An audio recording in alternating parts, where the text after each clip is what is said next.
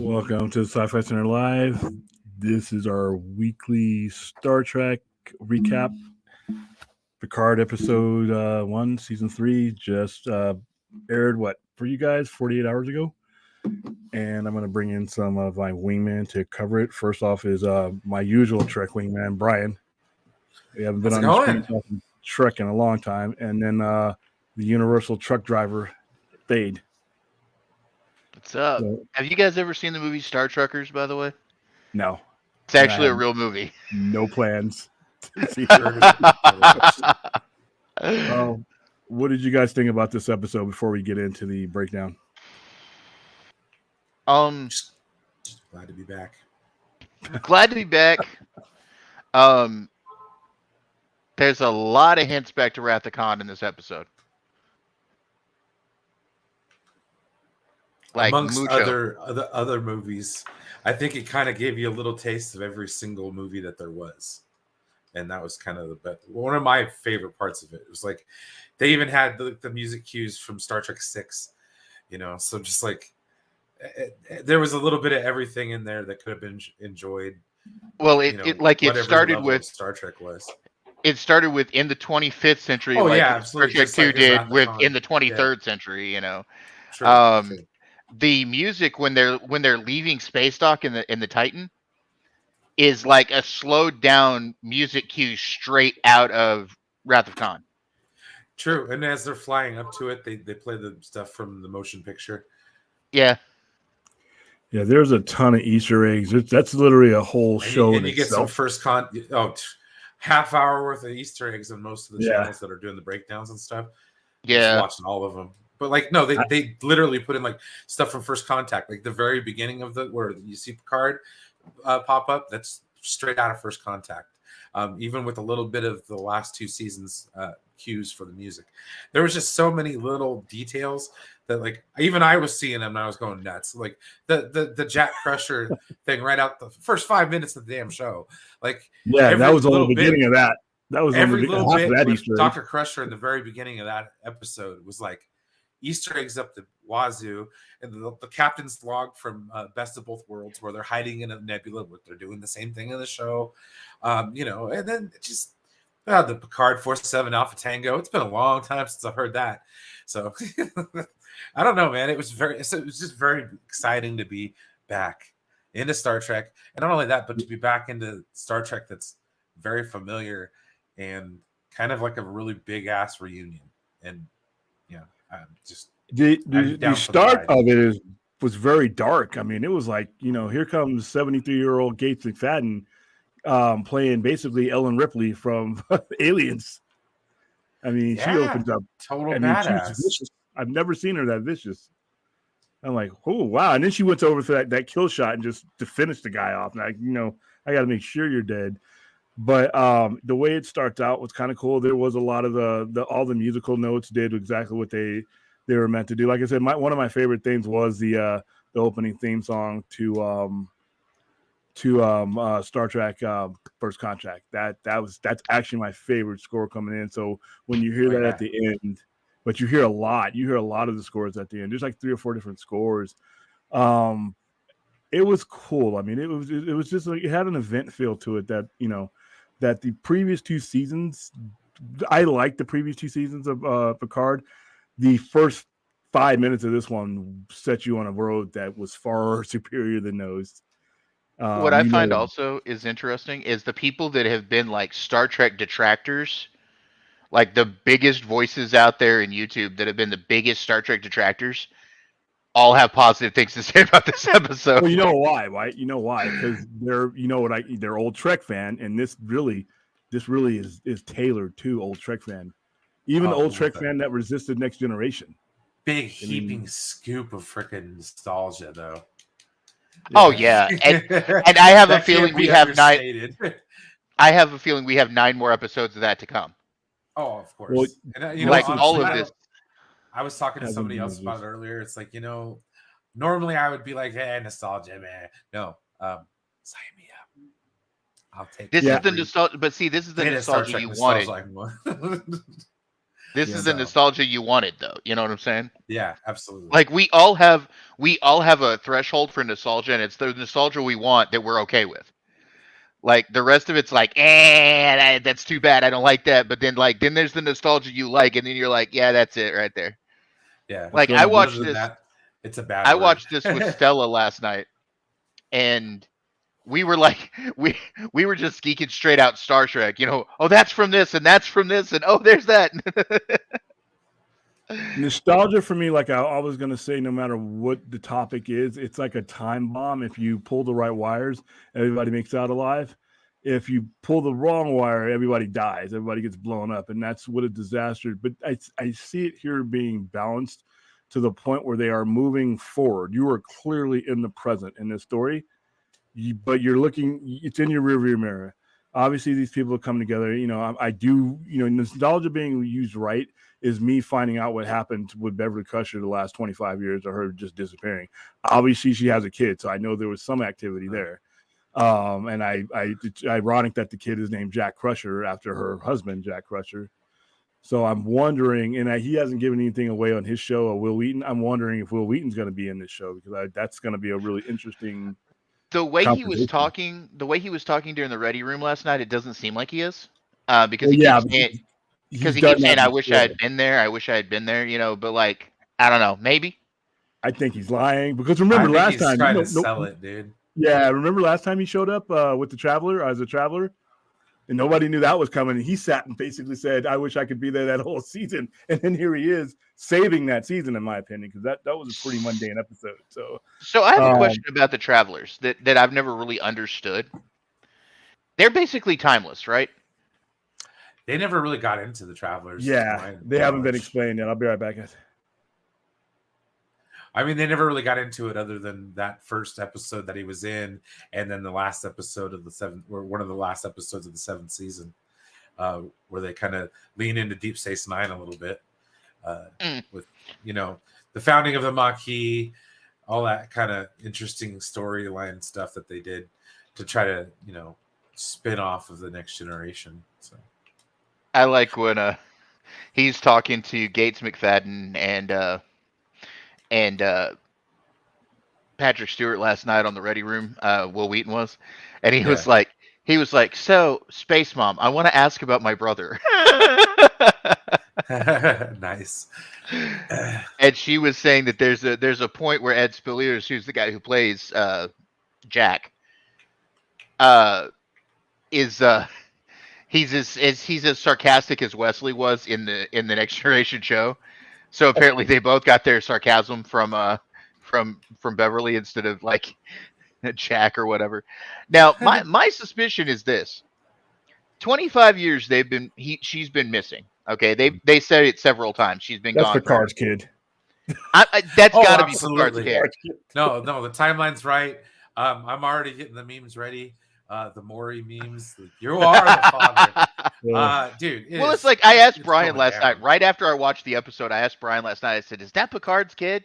And Brian goes, first thing I said. Was Dr. Marcus Kirk's? And I was like, you son of But she was, listen, they were young though. You figured 25 years ago, Picard's still like 60. Right? And she was no spring chicken either. Yeah, but it's also, but you got to think about though, medical advancements. Future, people in their 60s can bear children. Yeah, because he's still an admiral at 90. By the way, Star Trek, if you're watching this show and you don't destroy, listen, this retired admiral bit, no, reinstate him. Reinstate him. It hurt to me. That's the only thing I didn't like, and we're gonna roll up to it because somebody in this episode needed to have this crap slapped out of him. I think he was. No. Think about it, because we're gonna get some backstory on that, dude. There's obviously a reason why that guy was being a tool. Yeah, but here's the thing, though. Dude. I don't know if you're the captain of a ship or admiral, general, retired or not. You don't talk to no admiral like that. You. I don't know, dude. How did Cisco do it in Emissary? And what did Cisco do? No, okay. Cisco was talking to Picard, right?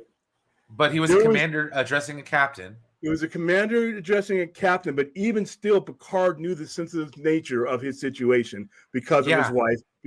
That's a different situation. This guy was being. What if he served? Okay, but what if here's he the thing. served at Wolf 359? If you look at as an ensign or something, even Cisco, it was a tense moment. It was a tense moment. This asshole was not. He was just being, and then you put me in. Okay, we'll get to that scene. The bunk bed scene. Let's talk about it because I mean, Shaw's a dick, dude. That guy, no, he was, but I'm just trying to say maybe there's a reason why. Because Star Trek tends to do that. Yeah, maybe. There's always going to be a reason why Star Trek, but still, I'm like, dude. I'm willing to give you that, Admiral, but I'm like, what? I made it further than you did, motherfucker. But you can definitely tell that Seven has no respect for her captain. Well, he's not liked throughout. I mean, he sounds like he's not liked. He's obviously got an axe to grind against the Borg. So whether it was Wolf 359 or the invasion of Earth, the First Contact, that's a good point. He's there's a reason why he doesn't like the Borg. So, even so much so that she's not 7 of 9, she's Commander Annika Hansen. Yeah, I didn't catch that, but yeah, you're right. He made her use that name. He made her take her Borg name out.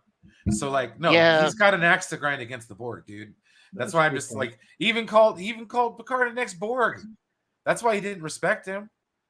Like, no, there's a See, I come from military protocol, and I got to remember this is Star Trek. This is because, like Star I said, Trek, if you'd we're paramilitary here. If you'd have done that, like I said, it wouldn't have been retired or not. If you'd have said that to a retired anybody, it would have been a phone call, and you would have just been, gone somewhere. Well, same thing with the captain sitting right next to you. I mean, even though he doesn't have a chair, he was being disrespectful. Yeah, the mutual respect, even among Star Trek. So yeah, you're 100% right. That's a good point. That disrespect, and you know how it's going to turn out. He'll end up getting his life saved by Picard. Oh, yeah, absolutely. Well, first off, because he's going to have to rescue him. Like, have you noticed? He stepped off into the shit now. Yeah, because the shuttle. Yeah, what the hell is that ship? Jesus Christ, it's huge. Yeah. So I mean, they're gonna end up having to rescue because you've seen footage from the main trailer of them just kind of going in to where they're Two things occurred to me. One, and I haven't watched much of New Trek, so you guys are gonna have to explain this to me because I didn't really watch Discovery or the first couple of seasons of Picard. I watched second season of Picard, but it kind of got me with that ice shit. But anyway, has the Federation become much more paramilitary? I mean, like much more militaristic? Because it seems like there's last iterations, yes. Because it seems like there's a whole lot more like, before it was just kind of they were explorers with some military, backup, and now it seems like they're military with some explorer training. Well, you've had the Dominion War, you've had the Borg War, you've had all kinds of stuff in the interim where they started. Remember, all the wars when Star Trek started were over. The Romulan Earth War was 100 years in the past, so they had just basically avoided them and then explored. There hadn't been no real conflicts until the Klingon skirmish and things like that. And so as we started watching Star Trek, there was more war in our lifetimes, and that's where it comes from. But there's been more war in Star Trek since Deep Space Nine. So, it's been on that war footing for a very long time. Also, even the movies. Ravi mentioned the Daystrom Institute and some missing superweapon. Yeah, we saw that in use at the. That was cool, by the way. We'll get to some of those Garrett stuff. I thought that was a throwback to an episode where she, yesterday's Enterprise. Yeah. The Red Lady, and I'm like, I didn't get it at first until they they showed. Yeah, they showed a picture of her uniform, and I'm like, oh, that makes sense. I think this guy's going to end up. Obviously, this asshole captain's going to rescue them, but they're going to get back, and news of that weapon being used that's going to be on their screen, and Starfleet Command is going to be like, listen, I know you're the captain of the Titan right now, but I'm going to need you to slide. let these rock stars take over. Then the other thing about it is kind of like, aren't you getting like the Enterprise vibes when that same thing happened at the end of what was the first or second season? When Deckard of Enterprise. Oh yeah, where they had that attack. from the Zindi or whatever the hell. Yeah. And it slid over. But we're supposed to see the Enterprise F in this one. I heard it's to be decommissioned, which I think would suck. But I want to see. I want to see it when the Enterprise F falls on. You also get a shot when Ravi's looking at the red lady thing. If you look over this way and kind of slow down the frames, they show the Enterprise F on a little like a schematic thing. They also above it show the Voyager B. Yeah, so because I know in Discovery they're on J. So wow, so those ships must last long. So let's go through. Let's go ahead and bring up the pictures so we can go through some of these scenes. Let's see, share screen. Make sure if anybody sees me freezing, let me know because I'm going to restart my energy. I'm not looking as good as I want to look. Hold on, so I'm going to get you guys. Yeah, you're kind of pixelating there, buddy. Hold on, I'm going to bounce out and bounce in. So because I'm going to switch internet connections. I pay a lot of money for this internet to look like Wile E. Coyote. Oh, gotcha. Yeah, hold on here, and I'm going to. Don't need that, man. But I love how Riker and Picard just fell right back into that vibe, into that groove with each other. Oh, 100%. And they're like best friends. See, this is it's the little things like this that were lacking in previous versions of or the still last pixelated? Seasons. Am I good? You're looking better, yeah. You're looking better. Just give it a chance. All right, so let's get in here and go into. So right before this episode aired on Tuesday, Jonathan Frakes was on Michael Rosenbaum's show talking about, personal stuff, but he was also talking about Picard season 3. And he was talking about how they've all kind of they've all kind of been directors and stuff on the show and everything. And he was talking about, they've all had a hand in this season. Like everybody's had, a hand on this season from the old cast. Yeah, it's I felt it. And here's the thing, like I said, I always look forward. I'm not a look backwards guy, but I understand the feel of this show, and I'm glad they're getting to tell their story and get all the Star Trek out of their system after Nemesis and some of the movies. They didn't. It didn't really kind of end as seamless as you'd want it to, and they're all alive. And that's one thing. If you look around at some of these stars or some of these shows that don't even. I mean, you're not going to get a Sopranos re-up. I mean, just like that. I mean, so if you have the advantage for these guys to be together for one last time, I think it's cool. So, and I Jordy's kid. So, all right. So let me go ahead and start with, all right. Like I said, hey, listen, 73-year-old Gates McFadden, you're still hot. All right. Sorry. Right. I mean, and I looked at that and I'm like, she's kicking ass and fighting and shooting and shotgunning. So we start out. What's the ship's name, Brian? The Helios. The Helios. It's called the Helios. Yeah, Helios. Yeah. So we start out on the Helios and we see Gates McFadden, and she's obviously she's being pursued, and she's talking to she's talking to somebody who we will reveal later, which I thought was kind of cool. And these aliens are on her ass, and they breach her ship, and she takes them all out. And like I said, true Sigourney Weaver fashion, gets wounded herself, and she sends a transmission to Jean-Luc Picard. That's too far. So after 25 years, she's sending a transmission to him, and about something's going down. Don't trust anybody. Don't trust Starfleet.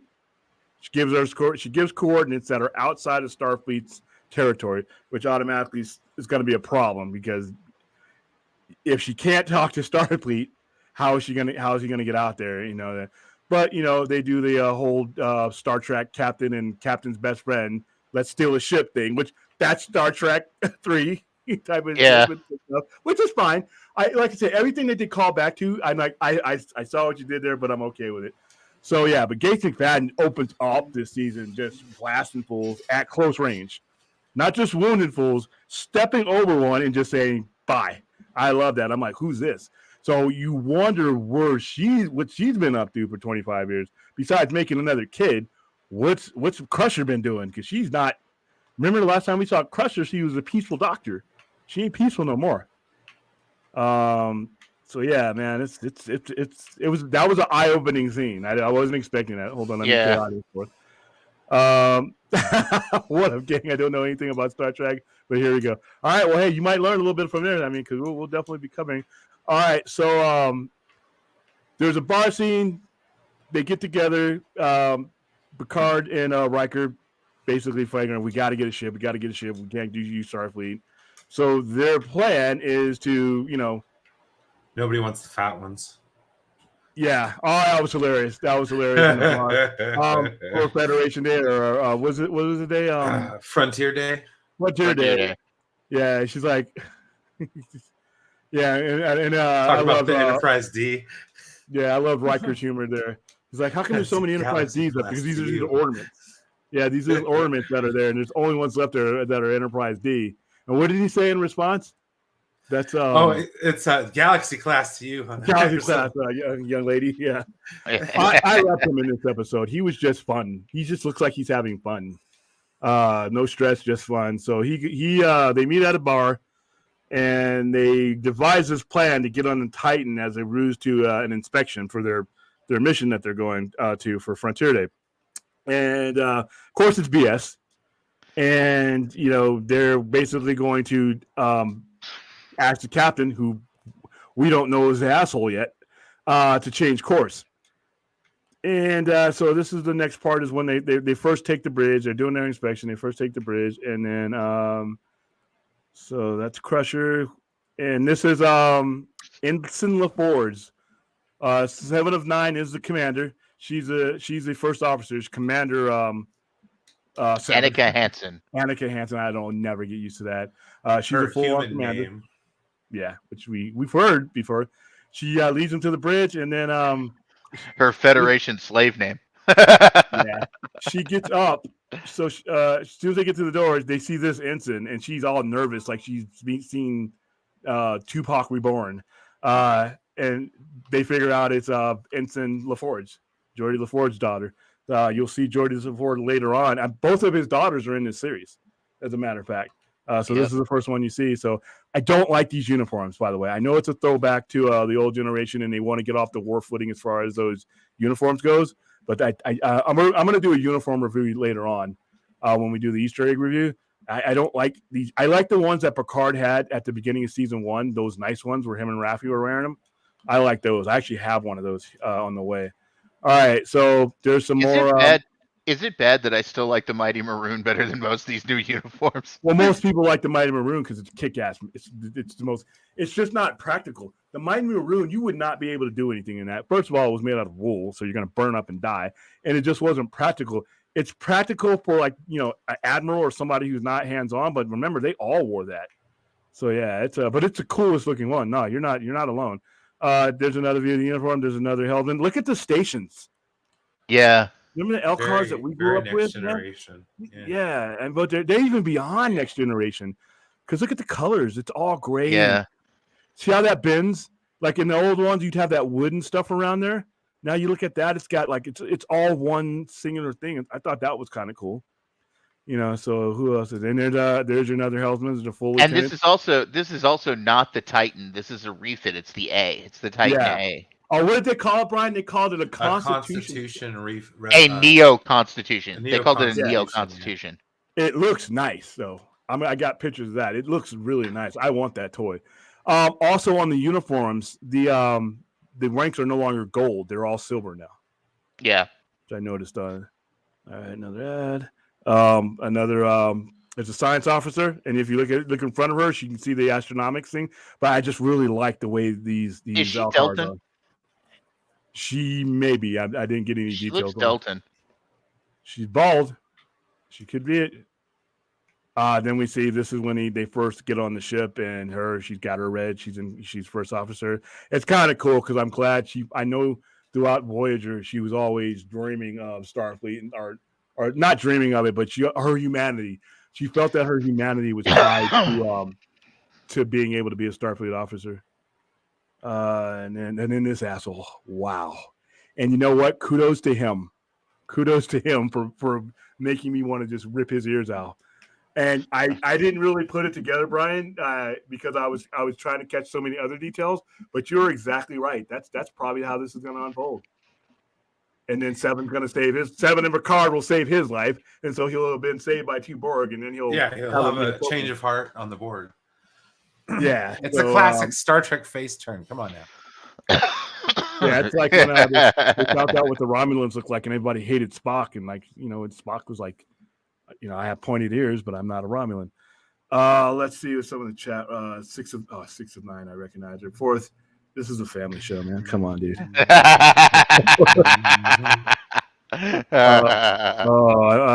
Fourth is he's just turned into an eternal troll, man.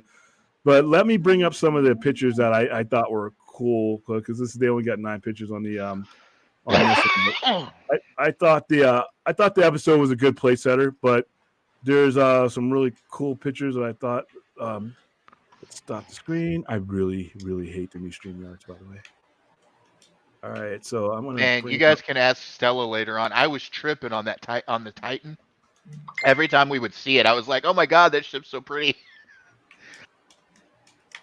Yeah, it was nice. I mean, the nacelles were nice. I got a picture of it I want to bring up. Let's see.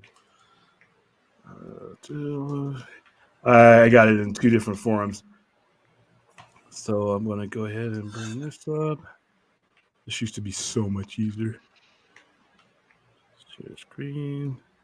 Yes. All right, let's see. I'm going to work the chat since Stella's not here. Well.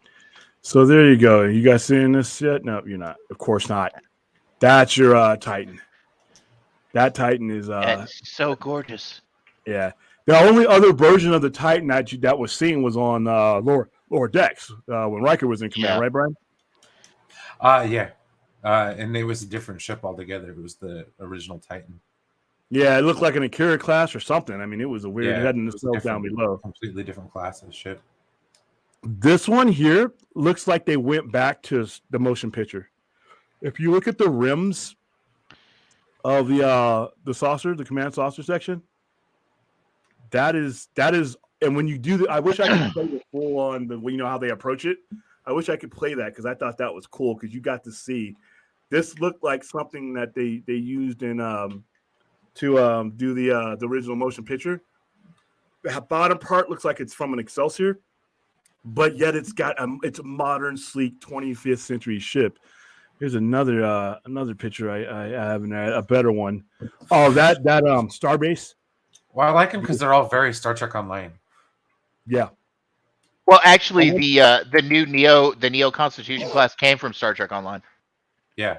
Go to the Enterprise F too, all right? the ship designs. The Enterprise F that we'll see came from there, didn't right? So we know what the Enterprise F already looks like. Yeah, right, and the original Titan was a Luna class starship. Okay. I actually have a picture of one here when you're ready for me to pull it up. All right, I'm gonna go ahead and pull it up. All right, this is the Luna class. This is the original Titan. Okay. Where's this picture? There it is. Yeah, there we go. Share. That is the Luna class Titan. That's the original USS Titan. And this is from lower decks, right? Yeah. Okay, cool. And then you have, of course, the Neo Constitution class. You have a picture of that because mine was while he was in warp. Yeah, give me a second. I will have one here in just a minute. I love the space dock though. Let me show you the space dock. Did you see how they changed the space dock? They changed the space dock to. Let's see. Yeah, here we go. This is cool. You see that it's a normal space dock, but they've added the things to it. Like remember the old space docks that before Star Trek 3, the way they looked, and the way they looked in Star Trek Strange New Worlds. They kind of mixed everything. So you're looking at all kinds of different space docks. Like it's almost like they took everything from everything in Star Trek for the last 55 years and just kind of like said, here we go. And now you got to spend an extra half hour after the episode just finding out all the Easter eggs because you're not going to find them like outright. All right, I'm ready to share this when you are. Okay. Go ahead, man. All right. That's the Neo Constitution class. The USS Titan A. Let's see. Can we make that bigger? Let me see if I can zoom it. Hold on. I got it. Hold on. Here we go. That's a nice ship. Yeah, it's gorgeous. I need that poster. I need that toy. Look at the sides. Yeah, you see those sides? Those sides right in the middle there? That just screams 1701 refit. Oh yeah, from the motion picture, and then later on Wrath of Khan. So, and if you look at the saucer section, it's kind of flames. Yeah, it looks exactly like the 1701 original, but you see the sides. When you got a close up of it, you actually saw the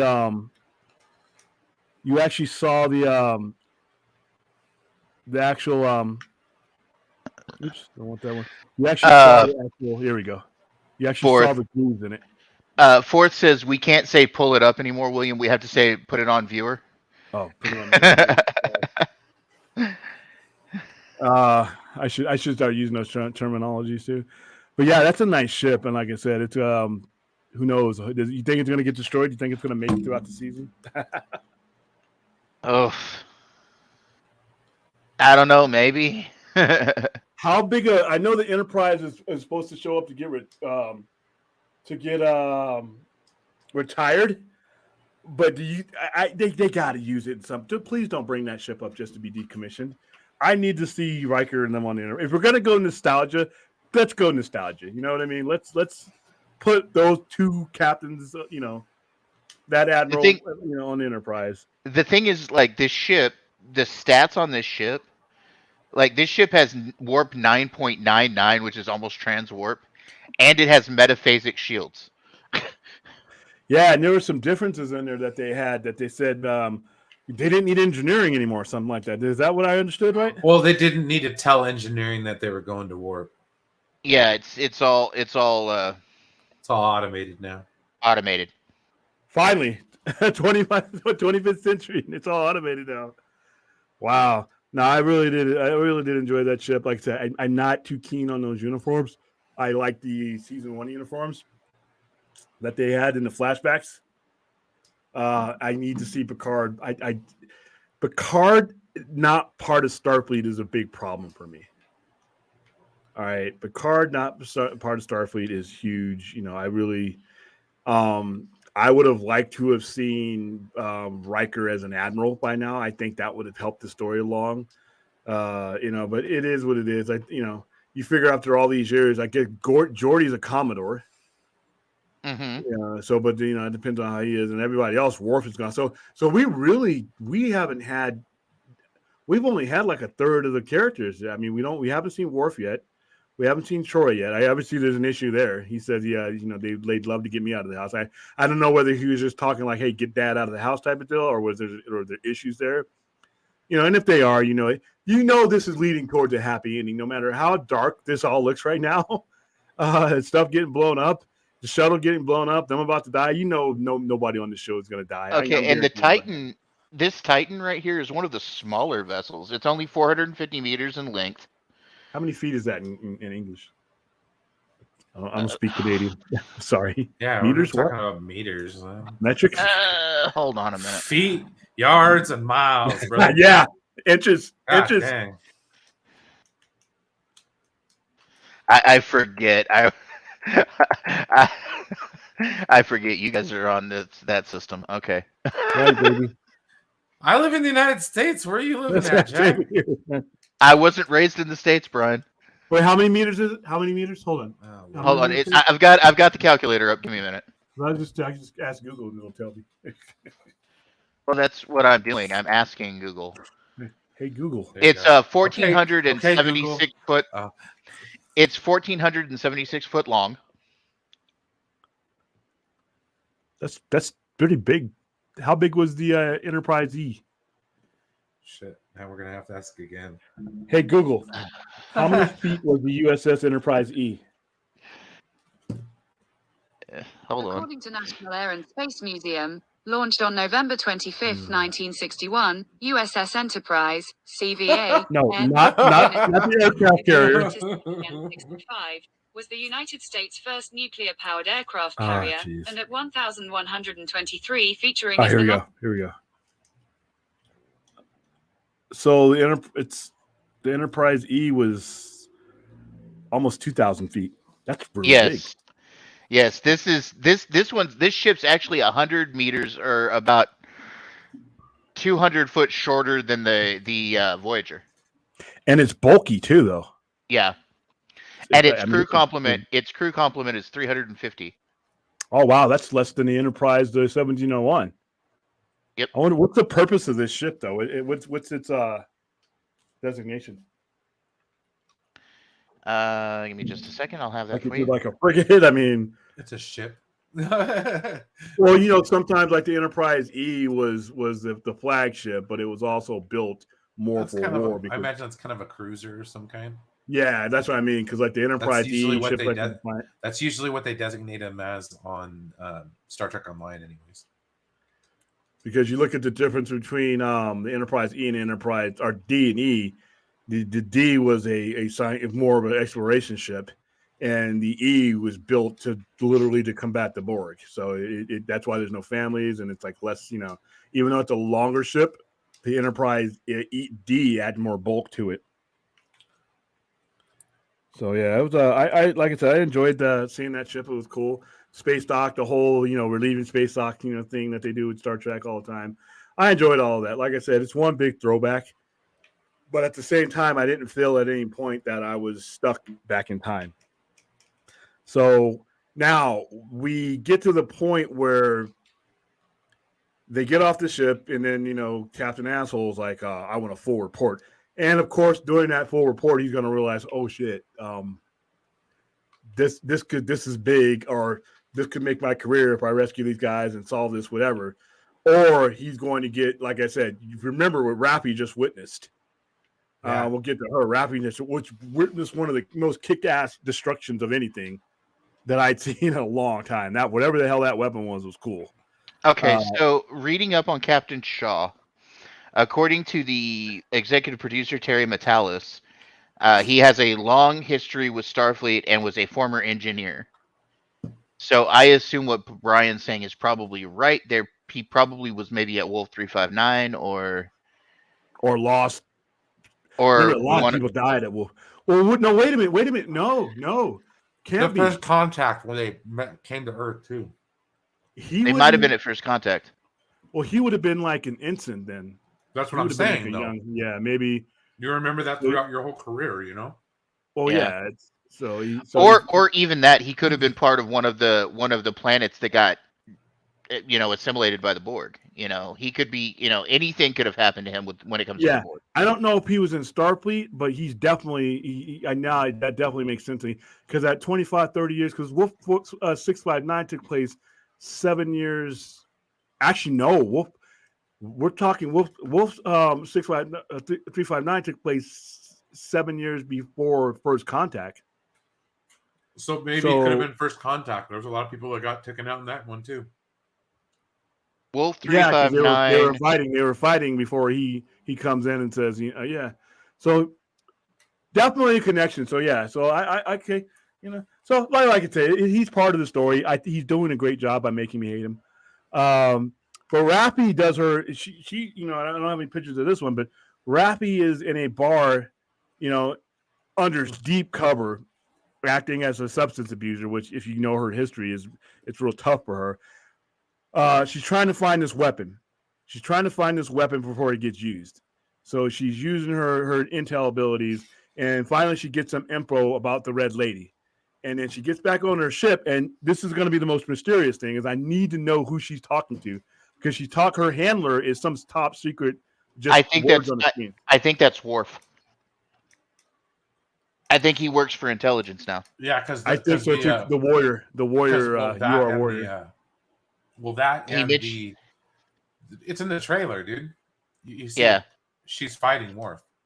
Well, he also mentions, like you said, he mentions the warrior thing. Yeah. So I thought that was cool, and she gets there, and it's too late. That thing teleports. It basically sinks it into the ground and teleports it on top of something else. So not only are you destroying the one structure, you're dropping the leftovers of that structure to something else. So that was cool. I was like, whoa, okay. So I think all this is going to start converging. Yeah. Wolf 359 happened 44 years before this episode. So he was probably a kid. So his first He was probably a kid. He probably lost parents in Starfleet, and that's why he joined Starfleet. Either that or he was serving on when First Contact. Well, I think more what Brian said. Probably First Contact. Yeah, he'd be too young. Or First Contact. You're right. First Contact would be, because how long was First Contact? Well, no, he'd still be too young. First Contact, he would still be too young, I think. He'd be a kid. No, because he looks like he's in, okay. So just from his appearance, he looks like he's in his early 40s, or early to late 40s. First Contact was 20 something years before. So he probably would have just been out of Starfleet. Would have just been out of the academy. He might have been an ensign on a starship. Or a cadet on a training cruise. That's true, because, yeah. All right, what was that? Oh, so Raffi, she needs to get out of that world because you see her looking at the drugs that she's getting. She looks at it, and she throws them down. She really wanted to take him. Yeah. And then so you figure out, and then I love the way whoever it is, if it's Worf, he brings up all her insubordination and all her history, and she's like, yeah, I know all about you. Like, wow, dude, way to grease. Oh, okay. So Vince makes a good point here too. The language was Klingon before it was translated. When Raffi's talking to her handler. Oh, okay. It's Klingon before it translates. Oh, perfect. There you go. So what ends up happening is they get back to they leave the ship, steal a shuttle, of course, because that's what captains do. Steal a shuttle. They get onto this ship and they find Beverly. They take her out of cryo freeze, and then one particular of her crew member gets the jump on Riker, and that's when you see for the first time Jack Crusher, who is Wesley's younger brother, and somehow Beverly's younger son, named after Lieutenant Commander Jack Crusher, who dies before the events of Star Trek: The Next Generation. So yeah, there's almost 30 years difference between Will and this new kid. I mean, I told you, for a 73-year-old, so you figure there's 25 years or so. So like I said, I mean, her and Picard, I mean, I listen, this is good for mankind that hundreds of years from now, we're still going to be procreating in our 60s and 70s. But that's cool. I mean, that's a good element to the story. I had a lot of fun with that. And like I said, when I watched the end credits of it, I'm like, wow, they're going nostalgia from one side to the other. So really enjoyed that episode. That's all I have, because we need to do another episode of just the Easter eggs, because this is not going to cover it. Your grades on the first episode, Brian? He'll be right back. He stepped away for a second. Yours, then, Thade? I'm gonna give this episode a solid 5 out of 5, and it was good, and it gave me feels. Like, it gave me the nostalgia feels. I'm hoping they keep this same energy through the rest of the season. I think they're going to. I think Jonathan Frakes was saying the other day that they plan on knocking this one out of the park. Being as it's the last season of Picard. Like, I've heard from people, because there's some people in Hollywood that have seen the whole. Yeah, Robert Meyer Burnett has seen it all. A couple other people. He swears by it. But me and him, I love Robert Meyer Burnett. I respect his opinion, but his takes on Trek nauseating sometimes, man. Oh yeah. Well, I mean, I- like he's one of those ones that I was talking about. He's Yeah. one of the ones that has been notoriously bad about Star Trek here in recent years, but he's like completely singing the praises of this series, this season. You know. I mean, he's doing the dance. Now I'm happy. Listen, there's a lot of conflict in our various fandoms. When we can all come together and have fun with something, even if it's just a couple inches, it's kind of cool. I felt real good about this episode. I'm glad to have Star Trek back, and I'm glad Paramount is doing things like this. And now when this ends, we roll into Discovery. When Discovery ends, we roll into Strange New Worlds, if I'm correct about the order. So Yep. I'm having a lot. That I get my Star Trek one after another. I wish Oh, Game of yeah. Thrones would hang it to me like that. Game of Thrones, I need my crack. You just can't starve me. So now we roll in, and Strange New World is to me the best Star Trek out right now. It's just, I love the feel of the show. I love the complexity of the show. I love the dilemma It of the is so show. good. It is so good. So I am happy with I'm Okay, happy with it. so the next several episodes have names already. The next 5 episodes have names. Next episode is called Disengage.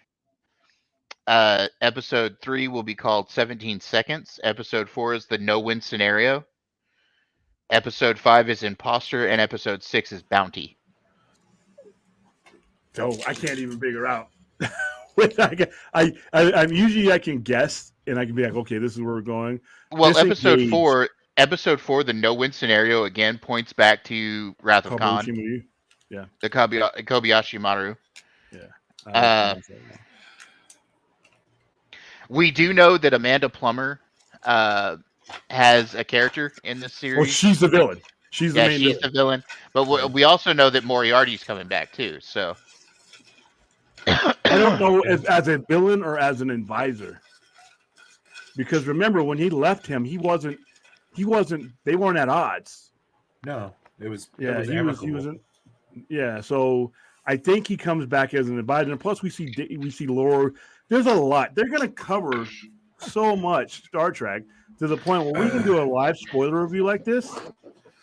But you're gonna have to do like a follow-up one because there's so much stuff that, like I said, there's like a show's worth of Easter eggs.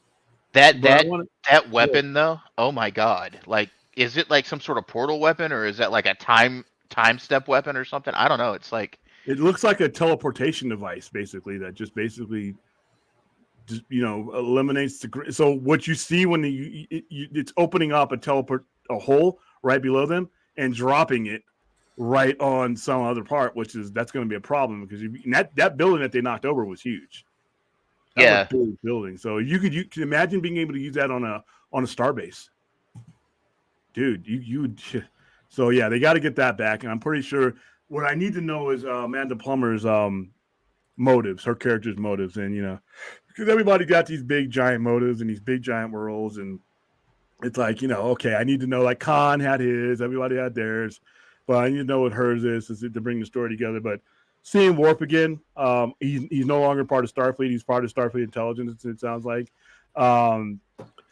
Geordi's working at a museum. Come on, I got to know why that happened. I mean, he's one of the best engineers ever. You're working at a museum. What's up, man? I need you. You're muted, Dave. you're muted, Jor-El. You're muted. That's usually me. Yeah. Amanda Plummer's character's name is Vedic, and apparently she has something to do with the aliens that were attacking Beverly. Yeah, dude, that's her crew. So I'm wondering, that's a kick-ass ship too. That ship was huge. Also, Alondra, not Sydney, not the one that's on the Titan, but Alondra LaForge is also going to be in the show. Yeah, both. And she's actually played by LeVar Burton's daughter. Correct. Yeah. So he has both of his daughters on the show. Which is nepotism, but it's kind of cool. I mean, like I said. So do you think they're setting up like a continuation in a manner? Yes, I actually think that's what they're doing. I think we're going to have something to do with the Titan. Well, no, I don't think it's going to do with the Titan. I think we're getting the Enterprise back. You think You they're not going to decommission the F? No, we're gonna get the G, bro, and it's gonna be the Enterprise kids. It's gonna be the Enterprise Junior. It's gonna be the Young Avengers of Star Trek. Is Jack Crusher Starfleet though? No, but he can be. Neither was Seven. So yeah. Neither was Seven, and they took her. I'm just saying. Think about it. 7 of 9 will be the fearless leader or something along those lines. You're going to get a live action version of somebody from Prodigy. You're going to get a live action lineage character from each one of the shows. And you know what it should be? Where's Captain Chakotay? We're going to get. Are we ever going to find Captain Chakotay? Are we ever going to find him, or is that just be... absolutely. He's stuck in time. He's stuck in time. He's stuck in the future, isn't he? Yeah, he's stuck in the future. We're gonna get Chakotay back. Dude, Robbie Beltran's coming back. Kate Mulgrew's coming back. Freaking Nana Visitor's coming back. Everybody's coming back, Jack.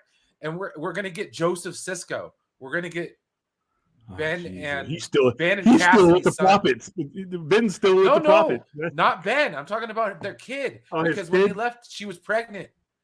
We're gonna get Joseph Sisko. That's the name of their kid.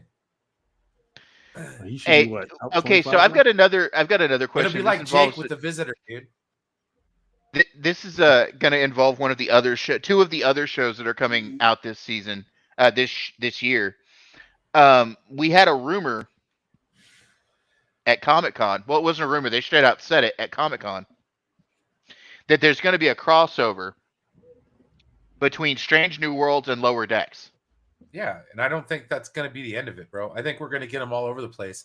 And furthermore, I think we're going to get a show in the future. It's going to be on Enterprise G, okay? And it's going to have like Boimler's going to be on it. It's going to be like a lieutenant or something like that, okay? We're going to get somebody somebody that's loosely related to Spock in one way, shape, or form, okay? Are we going we're gonna get like a Michael Burnham, some way Discovery's gonna get worked into that show, okay? Be it like Mary Wiseman stuck in time or something like that, where she can go back and be Tilly forever. No, we're gonna get everything. Vince says Section 31 and Starfleet Academy are possibilities as well. Don't forget, I almost forgot we're getting a Section 31 show with Michelle. But we're gonna get a young cast, but it's gonna be the next generation. Are you being serious right now, or are you just messing with me? No, I'm not. It doesn't surprise me. I think it's going to happen. I mean, I'm speculating right now, but first off, wouldn't it be cool? But second, just think about it. They're already leaning into it. Like with this show right now, we're getting hints that they're going to continue onward. I want Crusher back. I want Wesley Crusher back. He should be like the captain by now. Right? Well, the problem is nobody likes Will Wheaton anymore. Now, if people liked Will Wheaton, I'd be all right with Wesley. What do you mean? People love Will Wheaton. Now, if you could recast Wesley Crusher, maybe have like a variant of him or something. That is devil worship. I heard he's one of the nicest dudes, man. Where did you get this from? I mean, Will Wheaton's an okay guy. Yeah, you may have caught him at a bad moment, somebody, but everything I've heard about Will Wheaton, who I cannot believe is 50. Everything I've heard about Will Wheaton, he's pretty cool. But could you imagine him back? He goes from ensign and he's now a captain, and he's captain of the Enterprise. And 7 of 9 ends up being his first officer. And Jack Crusher's on there. Wouldn't that be something? Like, and they report to Janeway or something like that. She's still around. Kira back. I know. And they already name dropped her once. I mean, I'm telling you, we're getting everything, man. Everything. By that time, is she ever going to make a 4-star admiral? Damn. She started out as a 2-star admiral, and that was back in Nemesis. And that was because all the admirals had been killed by the Borg, pretty much. So she got started off there. And then the next time I see her, all these years later, she's only got one more pip. Come on, man. Stop her to be running the show. Because she's a woman. So recast Wesley. No, Brucifer, we're not recasting Wesley. How you going to recast Wesley? And that's what I said. He's hosting the post show. You're going to recast him? That'd be funny if you announce his recasting during his show. He's like, wait a minute.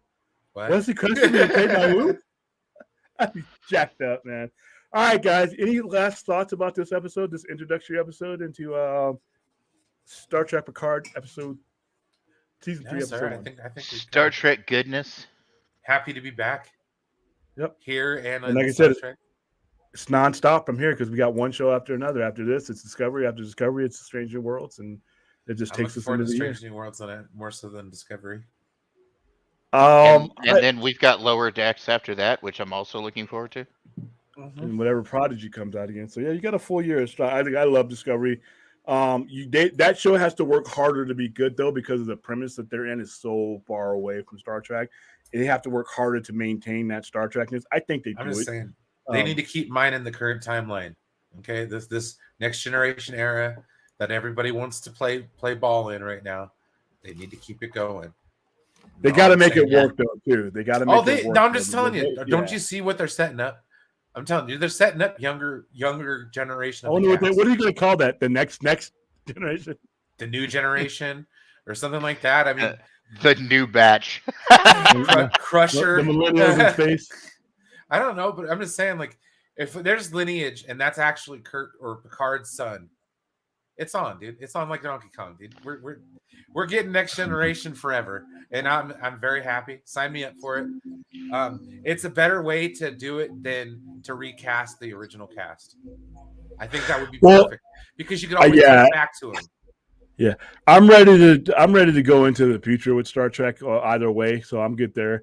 I like the J.J. Abrams stuff because without his movies, I'm sorry, we're not here right now. But I think that I don't think it would work. It ran its course.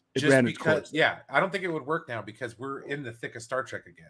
We're not, because it's back now. Because, like you said, but in 08 and 09, trust me, everybody who's come on in the last couple of years, there wasn't much Trek to talk about, and we hadn't been for years. So now that we're here, we can look forward. We got new ships to talk about. We got new, the whole YouTube thing to be able to look at the Easter eggs and the breakdown Trek Yards. I got to watch Trek Yards now because those guys are breaking down this new ship. Oh, Screen Crush is doing it too. I've been trying to get them on the show. Involved, so Trek Yards breaks it down to the molecule. It's hilarious. Sometimes it's like, okay, I like Trek Yards. This is too much breakdown. I watched the Watch Mojo guys. They do a Trek thing. Yeah, that one's pretty good. They do breakdowns of like every episode of Trek that's come out over the last couple of years. They've done breakdowns of each episode. And I think New York Rockstars is supposed to be getting in the game too. The one for episode 1 of season 3 was like 30, almost 40 minutes long. There's some out there to do with it. All right, guys, that's a wrap for this week. This is episode 1, first time out. We'll probably do an Easter egg one, and once I sit down and discover every Easter egg in there, and I'll pop up and do that one. But this has been the Sci-Fi Center Live Star Trek Weekly. We will see you next Trek week. Culture. It's the Watt Culture group. Trek Culture is the channel. They did a 36-minute, 52-second ups and downs on Star Trek Picard. Yeah, they're merciless. I know who those guys are. It was all ups. Yeah, sometimes they're the ones who do the 10 dumbest things in Star Trek, even though they got invited too. They went to the premiere. Yeah. The one about Wrath of Khan. Watch their one about Wrath of Khan, where it's the 10 dumbest things about Wrath of Khan. It's hilarious that I watched. No, they didn't do just 10 dumbest things. They did 10 more dumbest things. Like they did a second episode. Yeah, they did like a sequel. I'm gonna head out, fellas. Have a good night. All right, good night, Brian. All right, for Brian, that's it. We will see you guys next week. You guys take it.